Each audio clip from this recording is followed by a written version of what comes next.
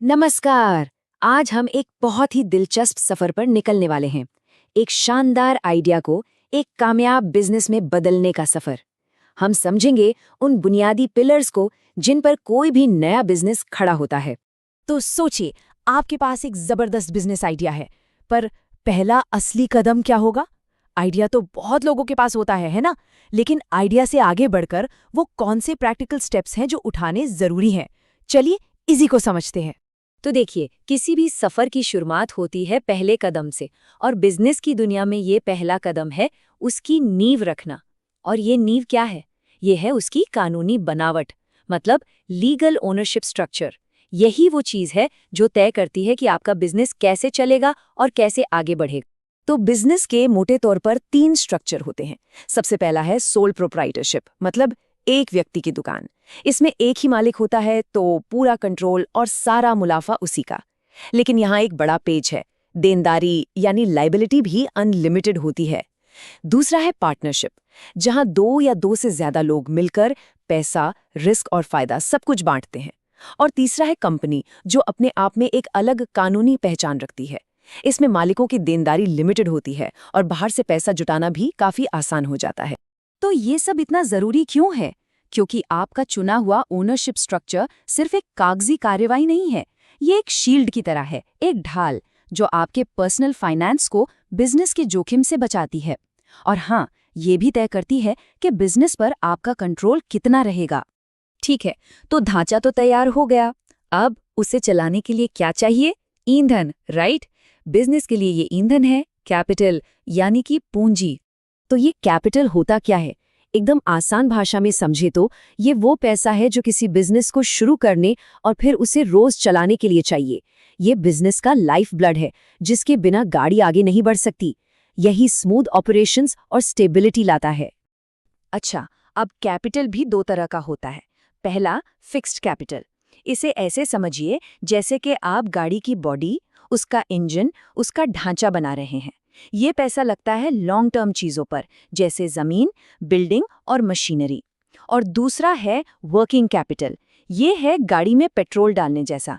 ये रोज के खर्चों के लिए होता है, जैसे कच्चा माल खरीदना, सैलरी देना, बिल भरना, मतलब बिजनेस को रोज चलाने का खर्च। तो सवाल ये है कि ये पैसा आएगा कहाँ से? इसके भी 2 मेन रास्ते हैं। एक तो है इंटरनल सोर्स, मतलब घर का पैसा, जैसे अपनी बचत, परिवार या दोस्तों से मिली मदद, या फिर बिजनेस से जो मुनाफा कमाया उसी को वापस लगा दिया।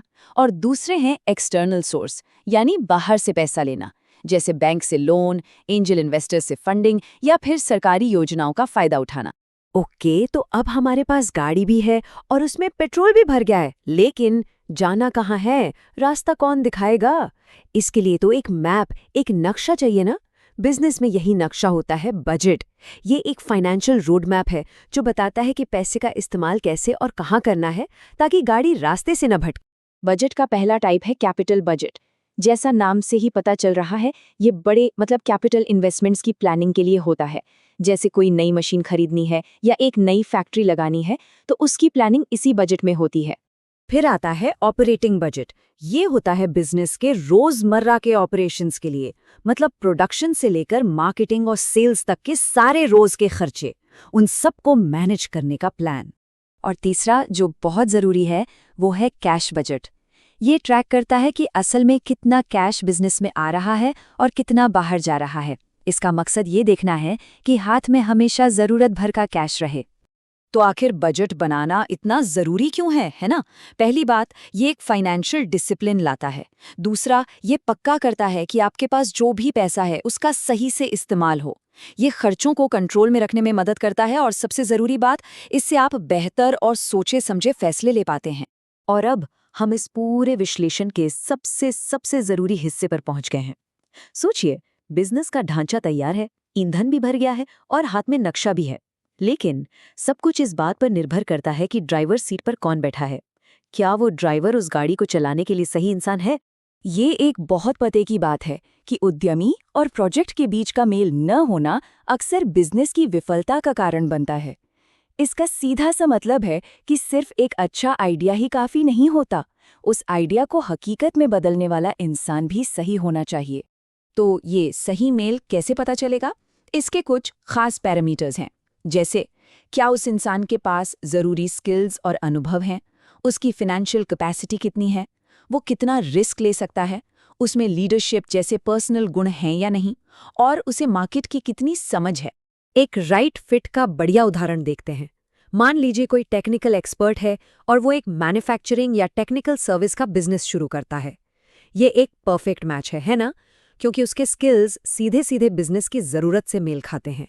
और अब देखते हैं एक मिसमैच का उदाहरण जो अक्सर गड़बड़ का कारण बनता है।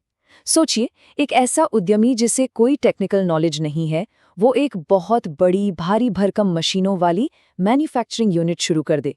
यहाँ फेल होने का खतरा बहुत बहुत ज्यादा है। तो इन सारी बातों को मिलाकर हम क्या बना सकते हैं? एक तरह से सफलता का एक ब्लूप्रिंट।